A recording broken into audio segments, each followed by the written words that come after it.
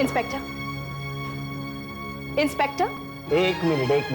आप जब भी आती है बहुत जल्दी में होती है। आप इन्हें समझाती क्यों नहीं? हमें भी 50 काम होते हैं। जानती हूं इंस्पेक्टर, लेकिन फिलहाल सबसे जरूरी काम है ये, मेरे पति की जमानत। ये रहे पेपर्स। जमानत के पेपर्स? जी हाँ, देख लीजिए, पूरे हैं। अब आप अमित सहाय को फौरन रिहा करेंगे? लेकिन कोर्ट तो आज बंद है। फिर ये जज के घर से लाए हैं। Any problem? No problem. आप बड़े लोग जब भी कोई काम करते हैं आउट ऑफ द वे करते हैं। लेकिन काम सही भी है और दुरुस्त भी। अब अमित को ला रहे हैं इंस्पेक्टर? अब तो लाना ही पड़ेगा। हवलदार, मिस्टर अमित साहब को बाहर लेकर आए।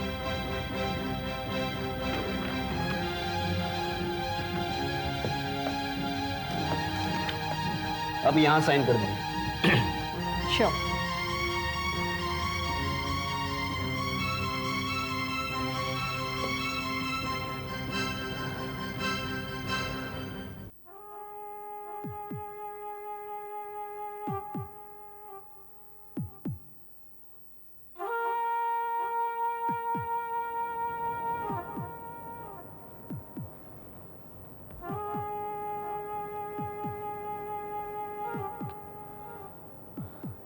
मामा, कुछ समझ में नहीं आ रहा कि मेरे साथ ये क्या हो रहा है। एक बिजनेस की हार क्या कम थी, जो अब ये जेल की बदनामी भी साथ में जुड़ गई है। आज तक आप लोगों को कोई अच्छी खबर तो मैं दे नहीं पाया। बस कोई ना कोई परेशानी मेरी वजह से खड़ी हो जाती है। कैसी जेल और कैसी सजा बेटा। जानते हो दुनिया में सबसे बड़ा जज कौन होता है? एक माँ का दिल।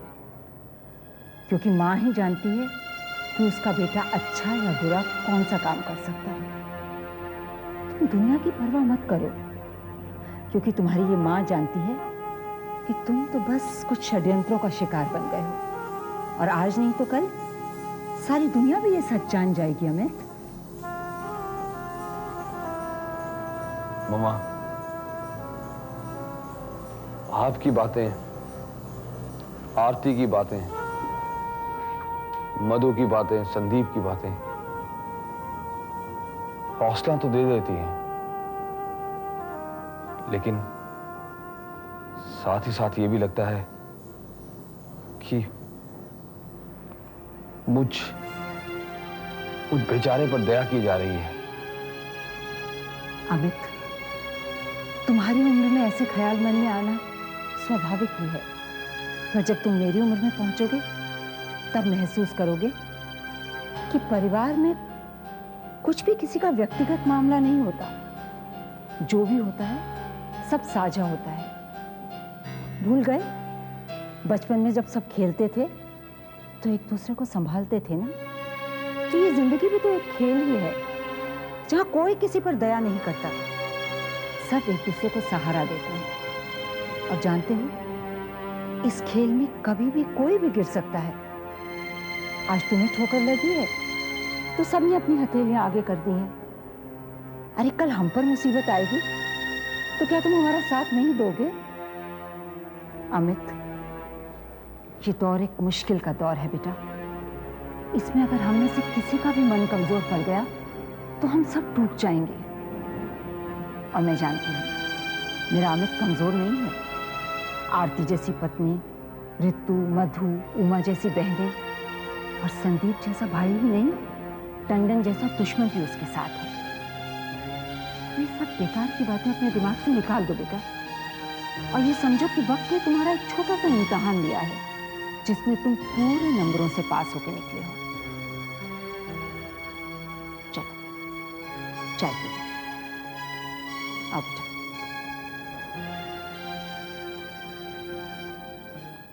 आइए आइए, the great lawyer of this city.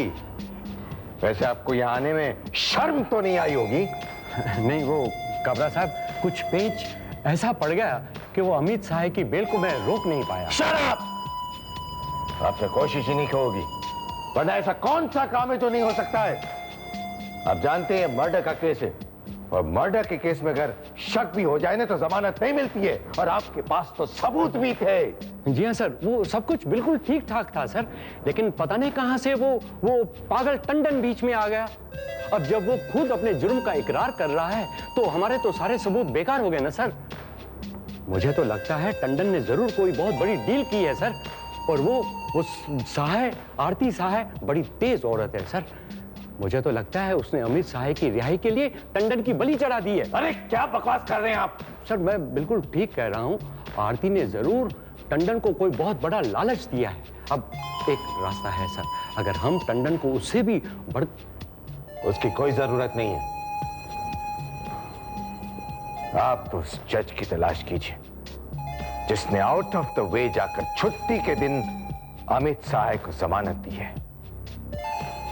Tandon से बात मैं खुद करूंगा।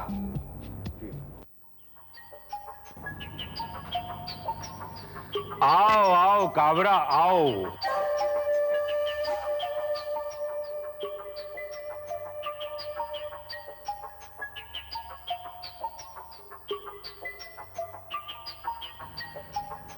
भाई मुझे मालूम था कि कोई मुझसे मिलने आए या ना आए, लेकिन मेरा यार काबरा मुझसे मिलने जरूर आएगा। क्या बात है यार, तू खाली आता है, कुछ खाने को नहीं लेके आया? यार इंस्पेक्टर को बोल यहाँ का खाना बहुत खराब है यार, बहुत खराब है। टंडन, सुरेश का खून तुमने किया है? हाँ? क्यों?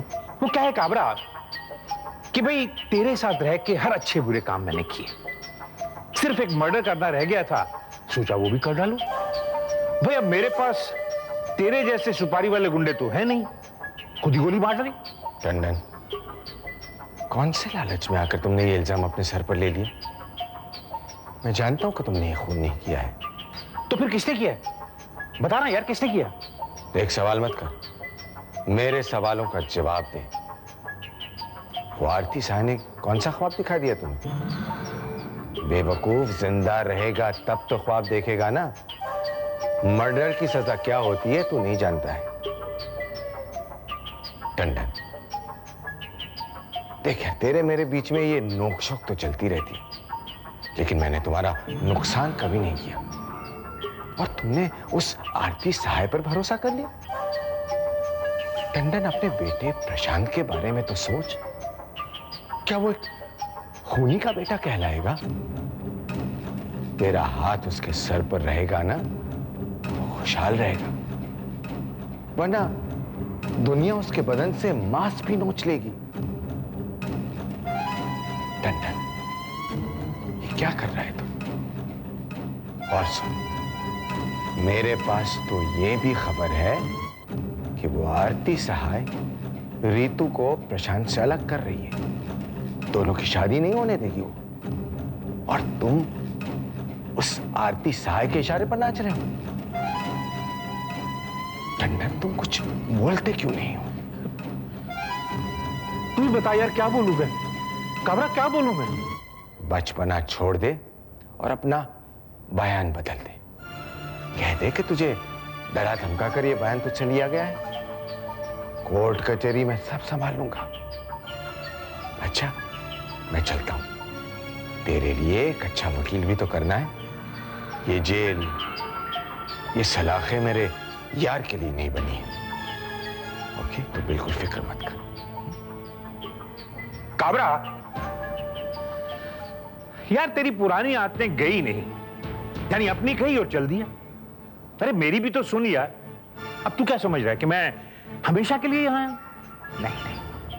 अरे यार, मैं तो सिर्फ रिहर्सल कर रहा हूं कि मेरी जगह पे जब मेरा यार काबरा यहां पे आएगा तो उसे कैसा लगेगा।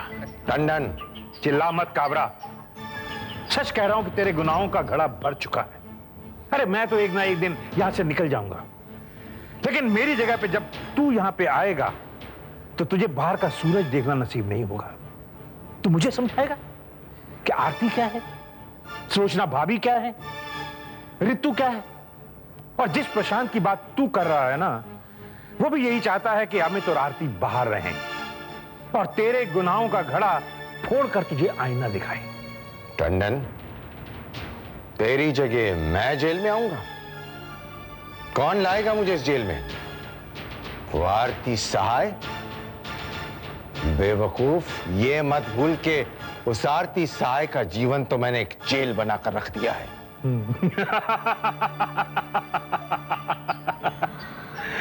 आरती की जरूरत नहीं पड़ेगी काबरा, तुझे जेल भेजने के लिए मधु ही काफी है। तुझे शायद पता नहीं कि आजकल वो देश के सबसे ज्यादा खतरनाक जर्नलिस्ट थापर के साथ काम कर रही है। और थापर क्या चीज है उसे तू भी अच्छी तरह जानता है, और मैं भी।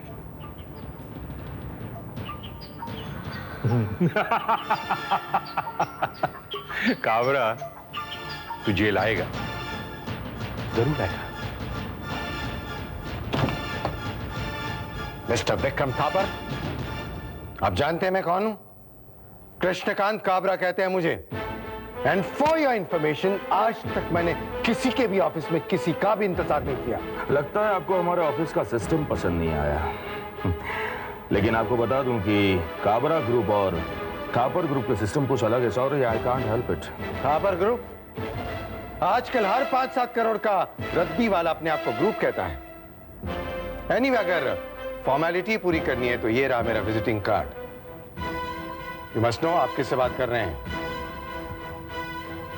मिस्टर कृष्णकांत काबरा। मैं आपको अच्छी तरह जानता हूं काबरा साहब, और आपको यह बता दूं कि रद्दी के साथ साथ मेरे पास कलम भी है, और मेरी कलम बिकाऊ नहीं।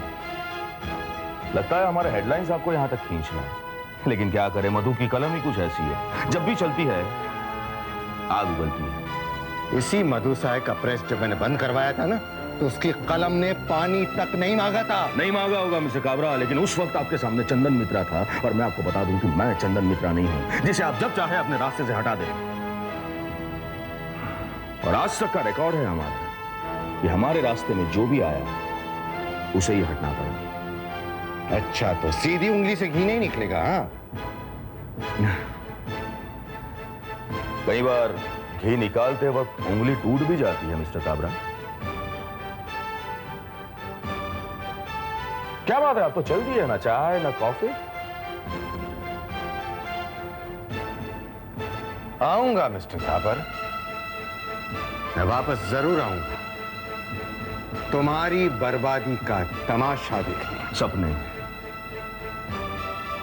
सपने देखना छोड़ दो मिस्टर काबरा।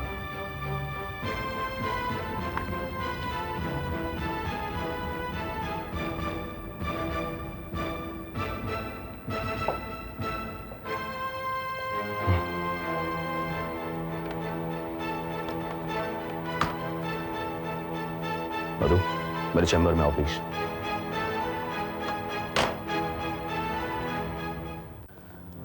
आपने मुझे बुलाया? थैंक गॉड, पहली बार तुमने मुझे सर नहीं कहा। वैसे मेरा नाम विक्रम थापर है, लेकिन तुम मुझे विक्रम कह सकती हो। By the way Madhu, mister Kabra आए थे। ओह, तो उन्हें पता चल गया कि मैं यहाँ काम कर रही हूँ? ऑफ कोर्स, क्योंकि तुम्हारे पूरे नाम के साथ हम आर्टिकल छाप रहे हैं। क्या कह रहे थे मिस्टर काबरा? गलती से हमारी कीमत जानना चाहते थे, लेकिन बहुत जल्दी समझ गए कि हर चीज बिकाऊ नहीं होती। अगली बार यहाँ आने से पहले 2 बार जरूर सोचें। आए ना आए, लेकिन उनको सोचना तो पड़ेगा ही, क्योंकि जब उन्होंने हमारे कच्चे चिट्ठे की बात की, तब अचानक हमें याद आया कि उनकी एक फाइल बरसों से हमारे कबर्ड की शोभा बनी हुई है, हमारे डैडी के जमाने की। यू नो मधु, थोड़ा बहुत जर्नलिज्म तो हम थापर्स भी किया करते हैं। मैं समझी नहीं।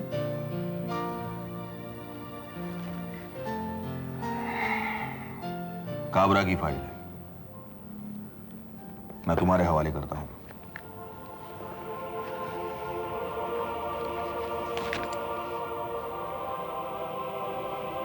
अपनी जंग में ये तुम्हारे बहुत काम आएगी।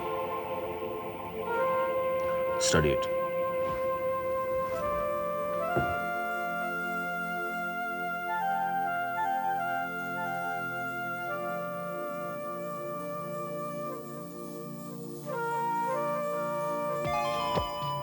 वाह मधु वाह, ये तुमने कमाल का काम किया।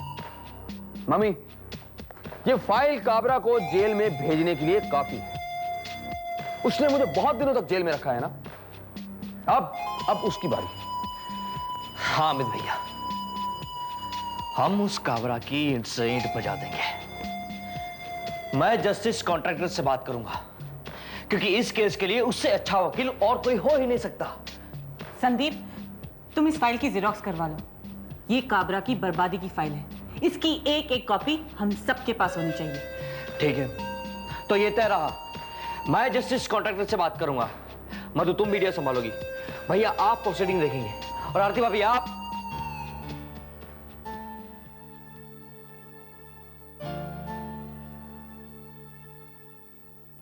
आरती, क्या बात है? आरती, तुम खामोश क्यों हो? मिस्टर थापर ने ये फाइल हमें वरदान के रूप में दी है, और तुम इस तरह खामोश हो जैसे ये फाइल नहीं कोई रद्दी का टुकड़ा हो। आरती, आरती, बड़ी अजीब सी बात है।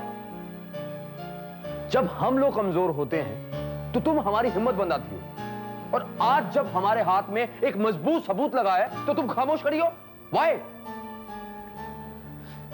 आरती भाभी, आपको क्या हो गया है?